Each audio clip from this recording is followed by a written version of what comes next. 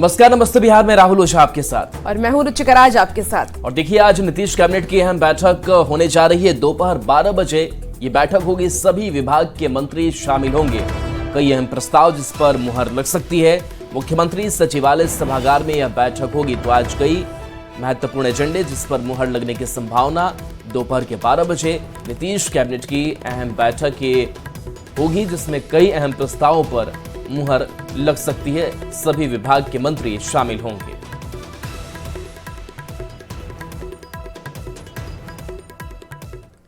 CM Nitish की महिला संवाद यात्रा पर लगातार सियासत उफान पर है। नीतीश की यात्रा पर महागठबंधन लगातार हमले बोल रहा है तो एनडीए पलटवार भी कर रहा है। अब ऐसे में सवाल यह है कि नीतीश की इस यात्रा से विपक्ष इतनी बौखलाहट में क्यों है।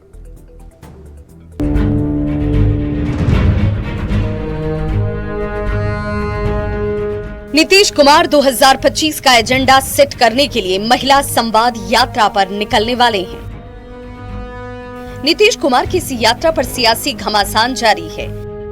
महागठबंधन और एनडीए के बीच यात्रा पर जुबानी जंग जारी है। नीतीश कुमार यात्रा पर निकल रहे हैं। हम क्या कर रहे हैं? यात्रा पर जा रहे हैं, महिला संवाद यात्रा पर जा रहे हैं। लालू यादव जी बिहार में कभी कुछ किए नहीं। बिहार को लूटने को छोड़कर कुछ नहीं किया। नौजवान के बदले जमीन लेने का काम, नौकरी के बदले भी लेने का काम किया। तो लालू यादव को फर्क भी नहीं पड़ता है। बात भी सही है।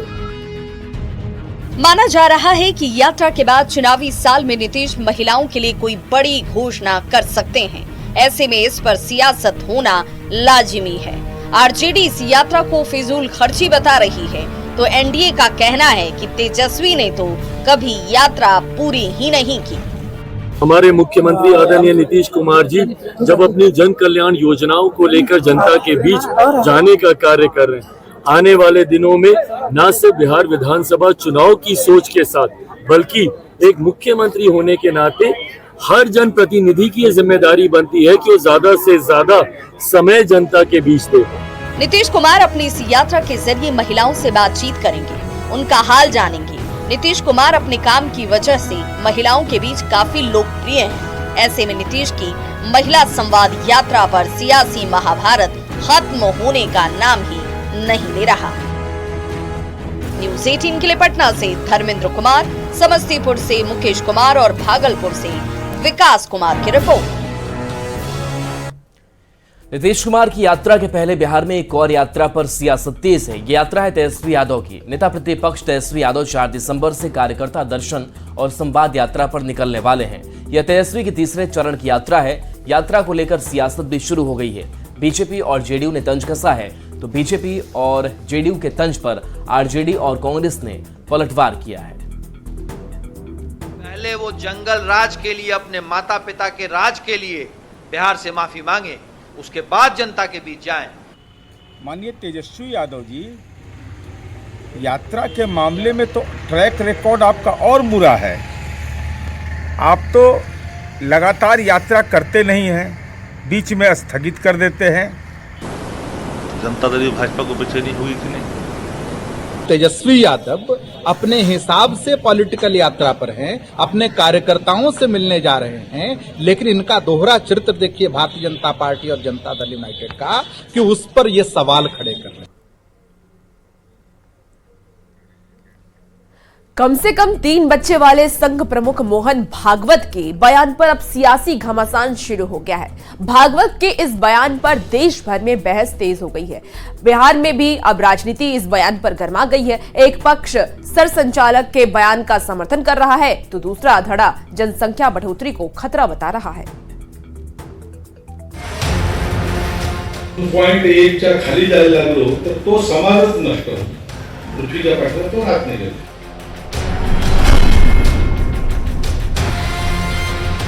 भागवत का बयान सियासत में घमासान। आरएसएस के सर संघचालक मोहन भागवत ने 2 से ज्यादा बच्चों की पैरवी किया की देश की सियासत गर्मा गई। इस बयान के बाद तेज हुई बयानबाजी ने बिहार के सियासी माहौल को भी गर्म कर दिया है। एक पक्ष सरसंघ चालक के बयान का समर्थन कर रहा है। ये बहस नहीं है, पर ये चर्चा का विषय जरूर है। बहुत टेक्निकल चिंता मोहन भागवत जी की तरफ से जताई गई है। तो दूसरा धड़ा जनसंख्या बढ़ोतरी को खतरा बता रहा है। पहले बीजेपी आरएसएस आपस में फरिया ले कि जनसंख्या नियंत्रण करना है कि जनसंख्या बढ़ाना है, ये तो विरोधाभास है।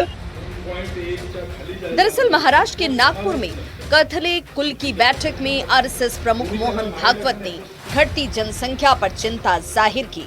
मोहन भागवत ने 2 से ज्यादा बच्चों की पैरवी की। भागवत ने कहा कि कम से कम 3 बच्चे होने चाहिए।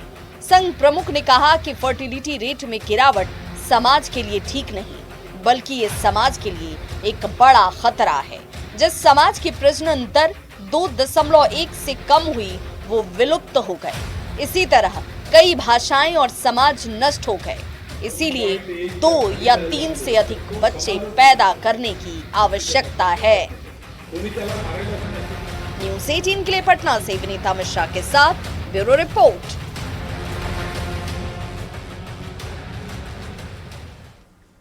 और सीएचओ भर्ती परीक्षा से जुड़ी बड़ी खबर है, जहां 37 लोग से ईओयू की पूछताछ जारी है। खबर है कि ईओयू ने सभी 37 लोग को गिरफ्तार किया है।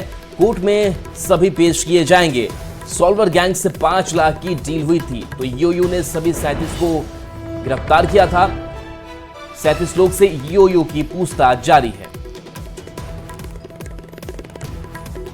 तो देखिए, सीएचओ भर्ती परीक्षा को लेकर के बड़ी खबर। कोर्ट में सभी पेश किए जाएंगे जिनकी गिरफ्तारी हुई थी। संजय हमारे साथ न्यूज़ 18 संवाददाता। संजय, क्या अपडेट सीएचओ गड़बड़ी मामले में कार्रवाई को लेकर?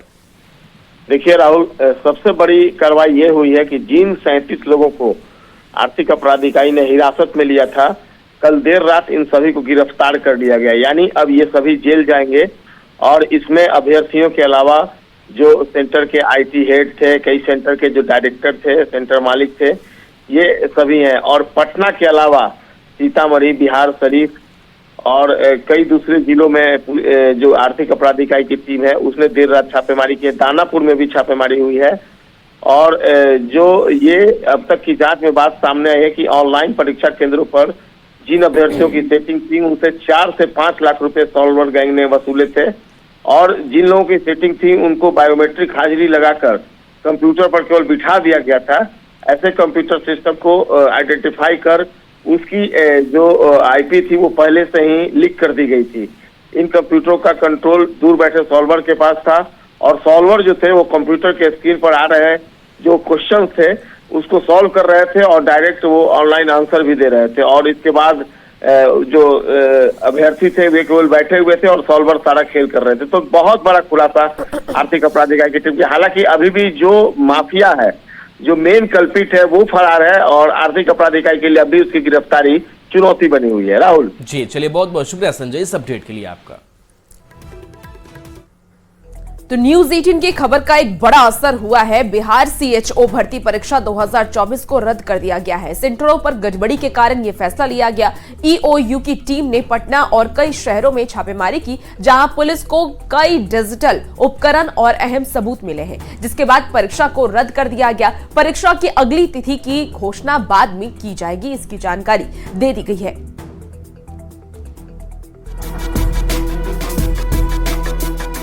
बिहार में नौकरी की आस लगाए युवाओं को एक बार फिर बड़ा झटका लगा है। एक और परीक्षा रद्द कर दी गई है। वजह है पेपर लीक। पेपर लीक की वजह से सीएचओ यानी सामुदायिक स्वास्थ्य पदाधिकारी की परीक्षा को रद्द कर दिया गया है। परीक्षा में गड़बड़ी के सबूत मिलने के बाद ये फैसला लिया गया।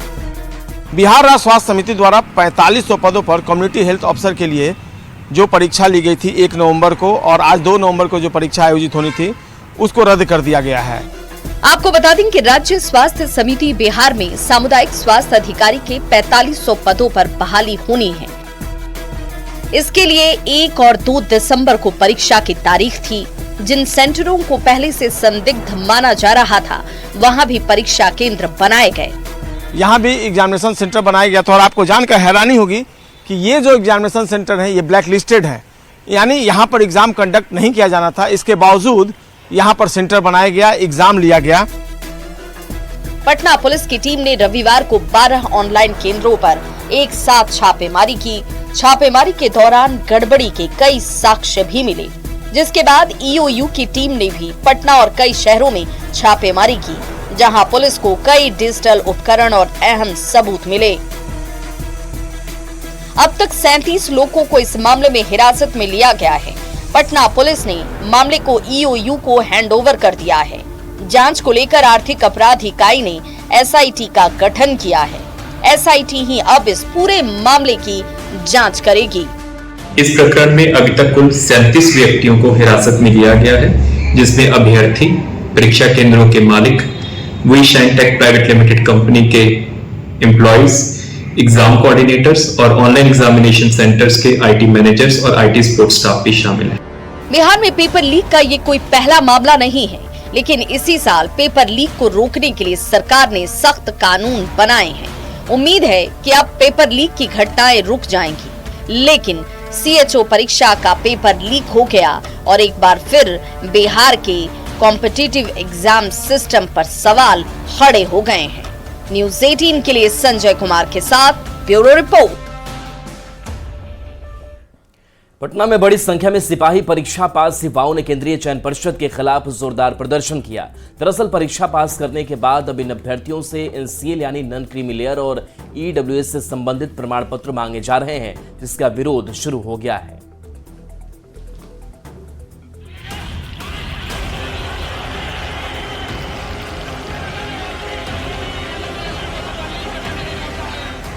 पटना में एक बार फिर बड़ी संख्या में युवा अपनी मांगों को लेकर सड़क पर उतर आए और केंद्रीय चयन परिषद के खिलाफ जोरदार प्रदर्शन किया।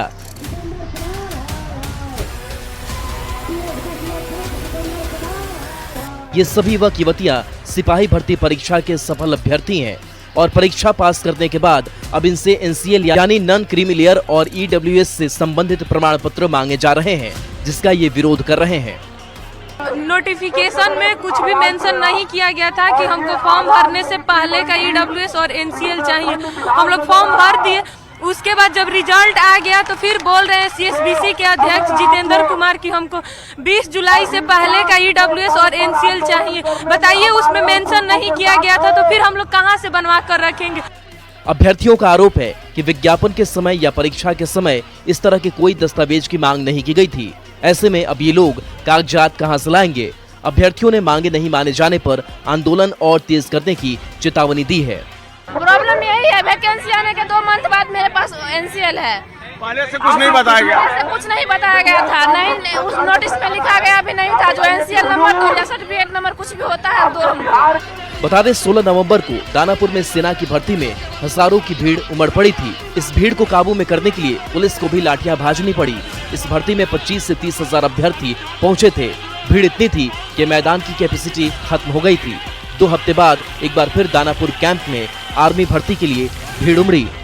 देखना होगा केंद्रीय चयन परिषद सिपाही भर्ती जो अभ्यर्थी अपनी डिमांड रख रहे हैं उसको लेकर कितनी गंभीरता दिखाता है और किस तरीके से जो अभ्यर्थी हैं उनकी मांग पर विचार करता है। कैमरा पर्सन दीपक कुमार के साथ संजय कुमार, न्यूज़ 18 पटना।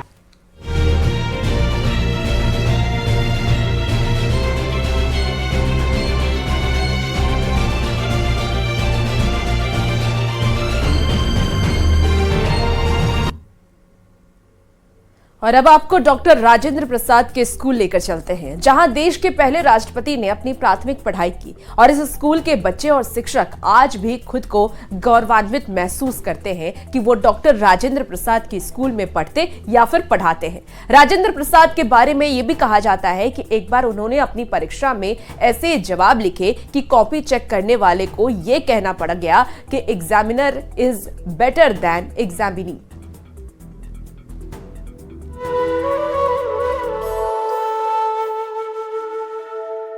छपरा का जिला स्कूल, इस स्कूल से देश के प्रथम राष्ट्रपति राजेंद्र प्रसाद ने पढ़ाई की थी। जब वे स्कूल में आए तो उनकी उम्र 12 साल थी। इस बात को अब 100 साल से भी ज्यादा वक्त गुजर चुका है, पर स्कूल में पढ़ने वाले बच्चे आज भी इस बात पर फख्र महसूस करते हैं कि विदेश रत्न राजेंद्र प्रसाद के स्कूल में पढ़ाई कर रहे हैं। जिस स्कूल में डॉक्टर राजेंद्र प्रसाद पढ़े थे उसी स्कूल में हम पढ़ते हैं। हमको बहुत ही गौरव फील होता है कि जिस स्कूल में डॉक्टर राजेंद्र पढ़े थे उसी स्कूल में हम भी पढ़ते हैं। और लोग कोई पूछता है कि तुम किस स्कूल से पढ़ रहे हो, तो हम गौरव से और अपने गौरवता से बोलते हैं कि जिला स्कूल से पढ़ते हैं जिसमें डॉक्टर राजेंद्र प्रसाद पढ़े थे। छपरा से पढ़ाई पूरी करने के बाद राजेंद्र बाबू आगे की पढ़ाई के लिए कलकत्ता चले गए। कलकत्ता विश्वविद्यालय में पढ़ाई के दौरान साल 1906 में एक ऐसा वाकया हुआ जिसे आज भी याद किया जाता है। दरअसल राजेंद्र प्रसाद ने एक परीक्षा के सवाल के जवाब में इतने अच्छे तरीके से जवाब लिखे थे कि उनकी कॉपी चेक करने वाला ही सोच में पड़ गया। तब उसने कहा कि परीक्षार्थी परीक्षक से बेहतर है। उन्होंने जब अपनी कॉपी, बोर्ड की कॉपी लिखी थी तो उनकी कॉपी देखकर जो एग्जामिनर थे वो इतने ज़्यादा इम्प्रेस हो गए थे कि उनको समझ में नहीं आ रहा था कि 10 में 10 नंबर दे या मतलब कितना नंबर दे, 100 में 100 दे या 100 में 102 नंबर दे दे। उनकी हैंड राइटिंग, उनका जो लिखने का तरीका था वो इतना अच्छा था कि उससे वो मंत्रमुग्ध हो गए थे और उन्होंने बोला था कि examiner is better than examiner. Chhapra जिला स्कूल में हर साल राजेंद्र प्रसाद की जयंती पर कार्यक्रम का आयोजन किया जाता है और उन्हें सम्मान के साथ याद किया जाता है। हम लोग सबसे पहले इनका माल्यार्पण करके और फिर सांस्कृतिक कार्यक्रम इत्यादि होता है। छपरा के जिला स्कूल से जुड़े राजेंद्र प्रसाद के इतिहास से केवल स्कूल ही नहीं पूरे जिले के लोग गर्व महसूस करते हैं। न्यूज़ 18 के लिए छपरा से संवाददाता संतोष गुप्ता की रिपोर्ट।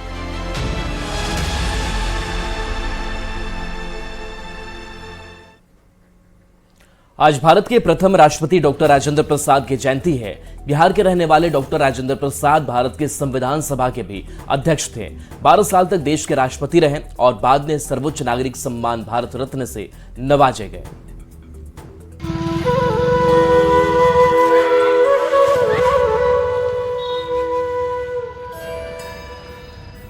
देश की राजधानी दिल्ली से करीब 900 किलोमीटर दूर बिहार के सिवान जिले का जीरादेई गांव, इसी गांव में भारत के पहले राष्ट्रपति डॉक्टर राजेंद्र प्रसाद का जन्म हुआ।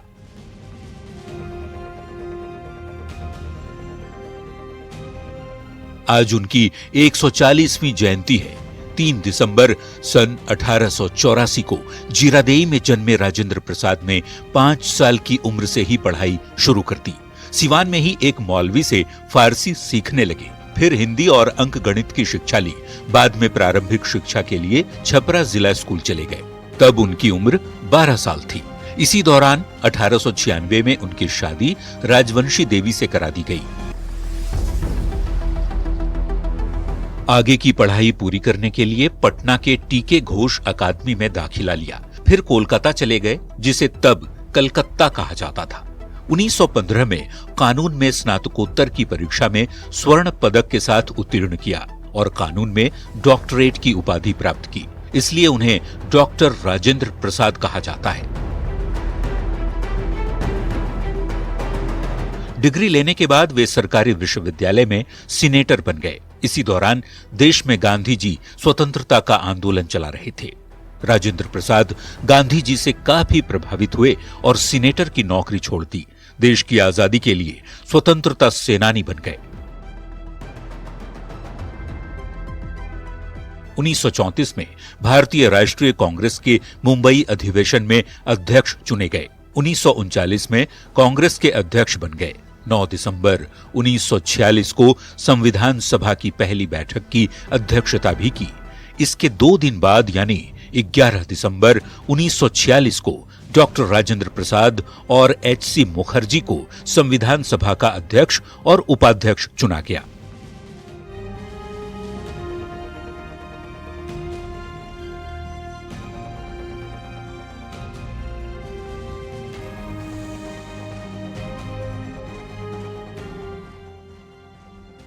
राजेंद्र प्रसाद ने 14 दिसंबर को संविधान सभा के अध्यक्ष का पद संभाला। जब देश आजाद हुआ तो उन्हें आजाद भारत का पहला राष्ट्रपति चुना गया।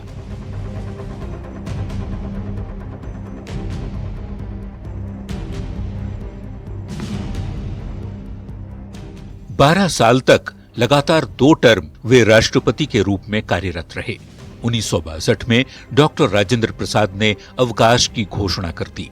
उनके इतने लंबे सफर और इतने महत्वपूर्ण योगदान को देखते हुए भारत सरकार ने उन्हें सर्वोत्तम नागरिक सम्मान भारत रत्न से सम्मानित किया।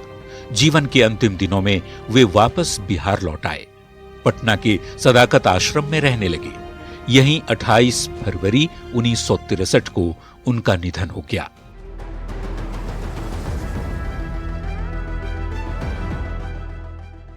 भारत ने अपना देश रत्न खो दिया।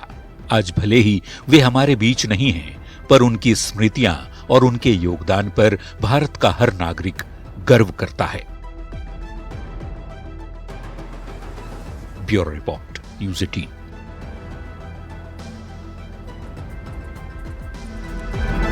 देश रत्न राजेंद्र प्रसाद की जयंती पर लोग उन्हें याद कर रहे हैं। उनके सम्मान में कार्यक्रम रखे जा रहे हैं, पर उनके गांव में बने जीरादेही स्टेशन पर आज भी सुविधाओं का अभाव है। यात्री परेशान रहते हैं, पर कोई देखने वाला नहीं है। जीरादेही स्टेशन पर यात्रियों से बातचीत की है न्यूज़ 18 संवाददाता मृत्युंजय सिंह ने।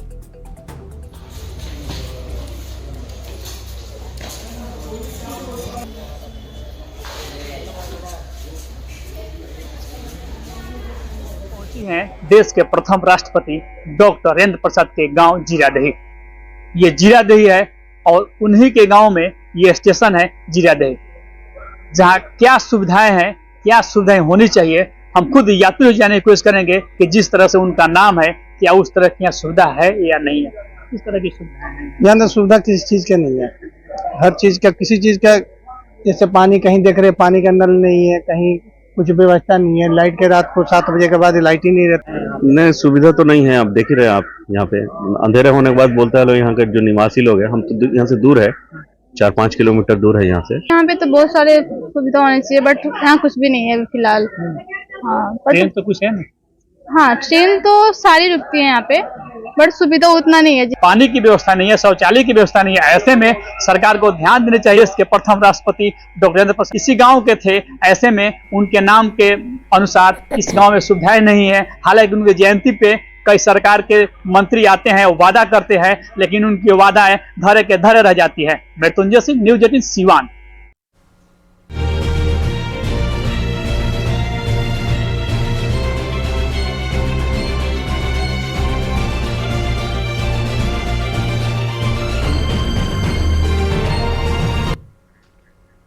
और चलिए एक छोटे से ब्रेक का वक्त है, जल्द वापस आते हैं।